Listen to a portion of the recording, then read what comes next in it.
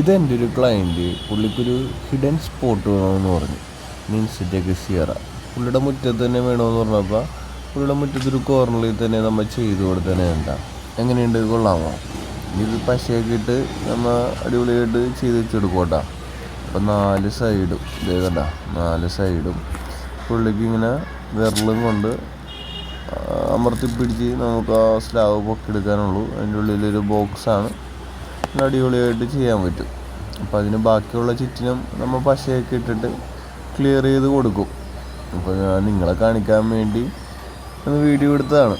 അപ്പോൾ ചൂണ്ടിടൽ മാത്രമല്ല, നമ്മുടെ സംഗതികൾ ക്രിയേറ്റീവ് ഐഡിയാസിനൊക്കെ നമ്മൾ പോകും. പിന്നെ അതേപോലെ തന്നെ ബുദ്ധിമുട്ടുള്ള എന്ത് ജോലിയും ആര് വിളിച്ച് പറഞ്ഞാലും നമ്മൾ അവിടെ പറന്നെത്തുന്നതാണ്. പിന്നെ ഞാനൊരു ടൈൽ മേസൺ ആയതുകൊണ്ട് തന്നെ നമുക്ക് ഒരു കുഴപ്പമില്ലാണ്ട് നല്ല അടിപൊളിയായിട്ട് ജീവിക്കാനും പറ്റും. പിന്നെ ചൂണ്ടിടലെന്നൊക്കെ പറഞ്ഞാൽ നമുക്കൊരു കറിക്ക് പിടിക്കലും ഒരു ടൈം പാസും നമ്മുടെ ഒരു ഹോബിയും. അടിപൊളിയല്ലേ? എങ്ങനെയുണ്ട്?